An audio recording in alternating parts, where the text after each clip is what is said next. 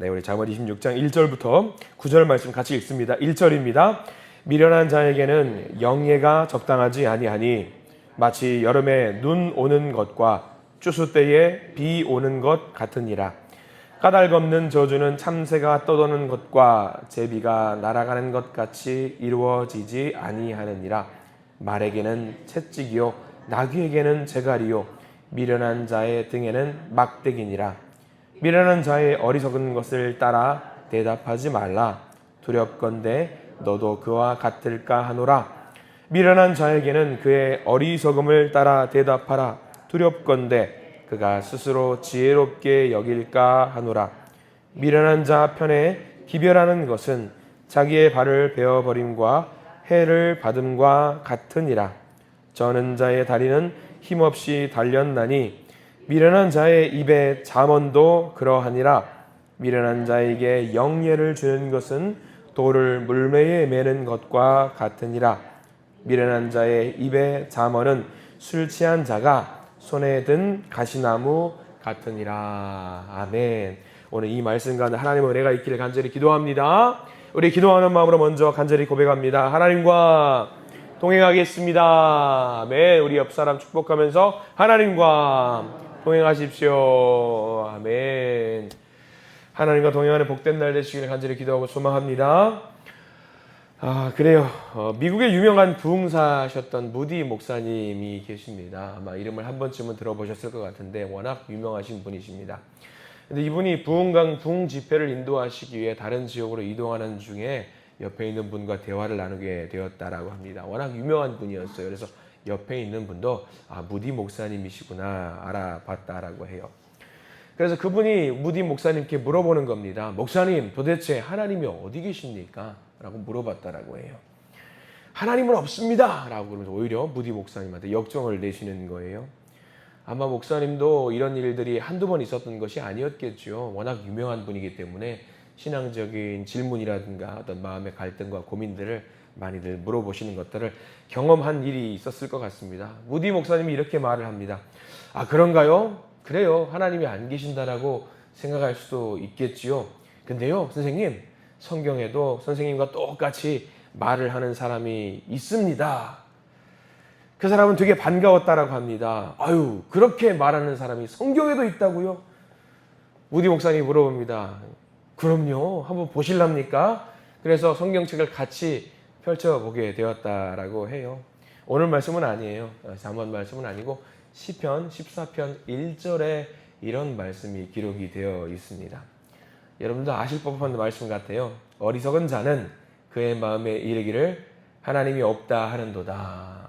그들은 부패하고 그 행실이 가증하니 선을 행하는 자가 없도다 라는 말씀이 시편 14편 1절 말씀인데, 무디 목사님이 그 앞에 나와 있는 주어인 어리석은 자는 이라는 부분을 손가락으로 딱 가리고 나머지 부분만 보여줬다고 합니다.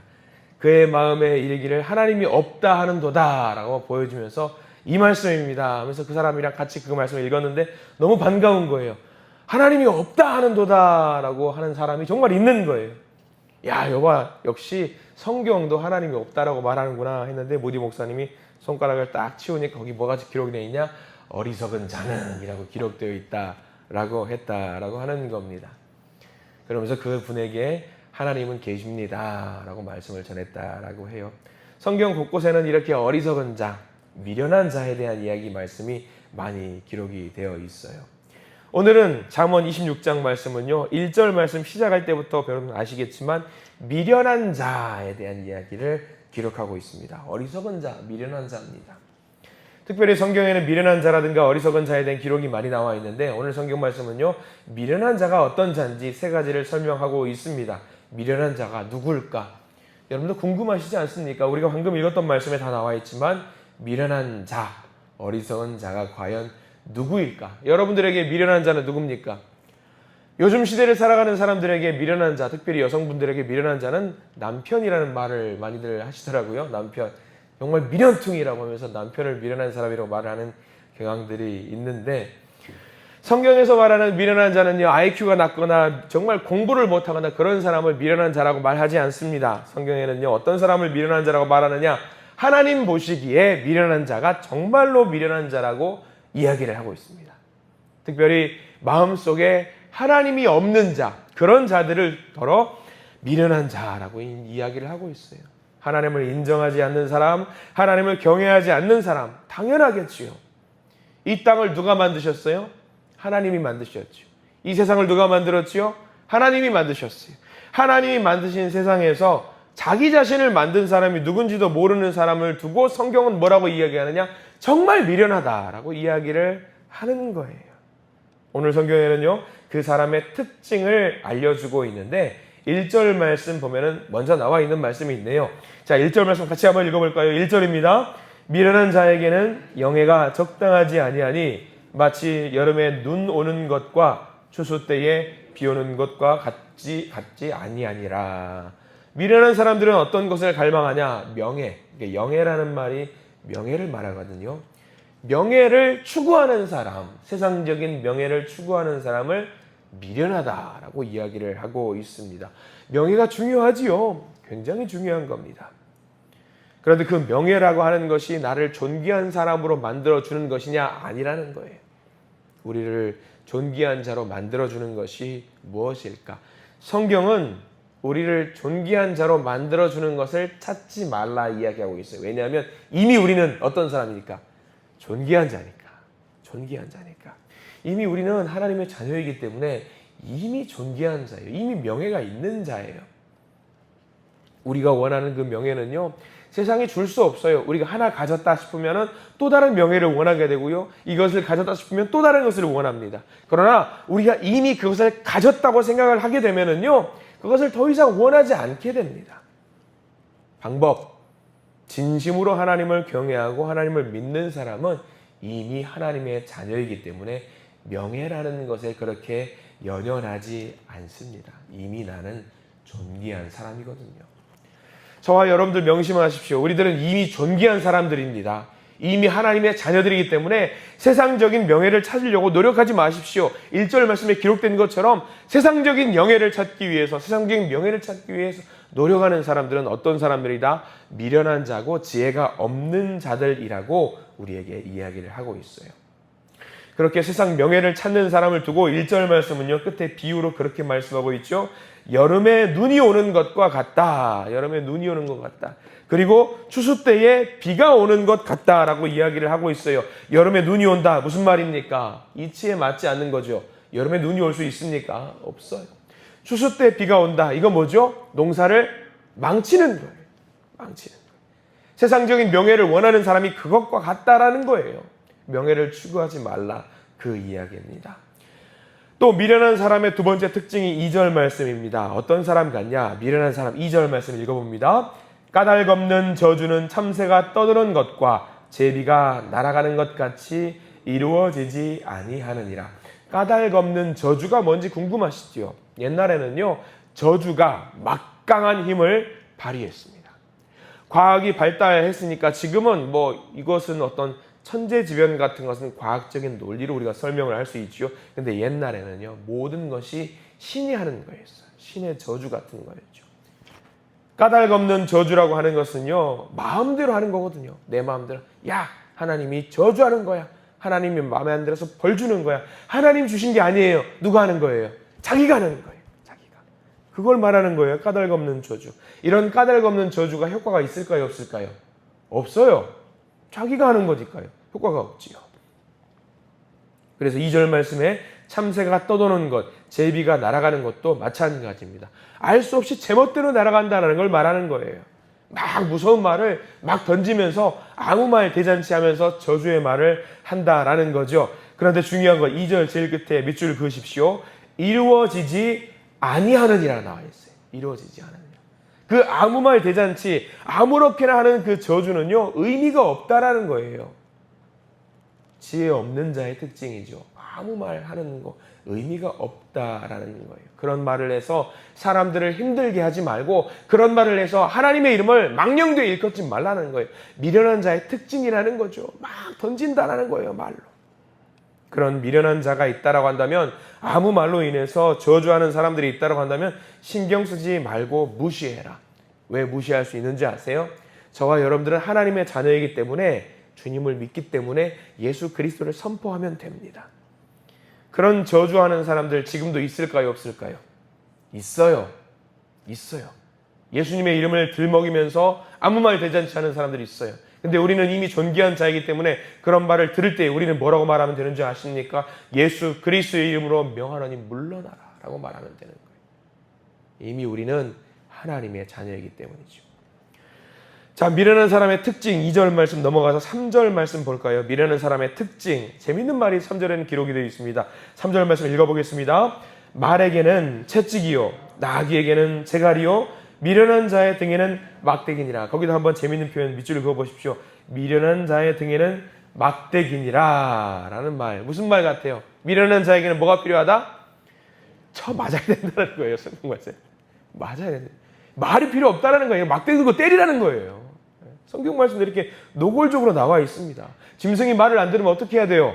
등에 뭐 채찍을 때린다든가 막대기 툭툭 치면서 해야 된다는 거죠. 말이 갑자기 주인님 때리지 마세요. 그렇게 할 수 있어요? 못한다라는 거죠. 미련한 자도 똑같다라는 거예요. 3절 말씀. 말을 안 듣는 자, 미련한 자, 어리석은 자가 있으면 몽둥이에 들어가지고 때리라는 것을 3절 말씀에 기록이 되어 있는 거죠. 이 말은 반대로 무슨 말인지 아십니까? 내 마음대로 움직일 필요가 없다라는 말이에요. 하나님이 하자시는 대로, 하나님 막대기 들고 있을 때에 그냥 하나님이 말할 때에 그 말하는 대로 따라가면은 된다라는 거예요. 그게 바로 지혜로운 자라고 하는 거죠. 하나님 몽둥이 들고 하나님 맞을 준비하고 있는 사람들은요 어리석은 자라는 거예요.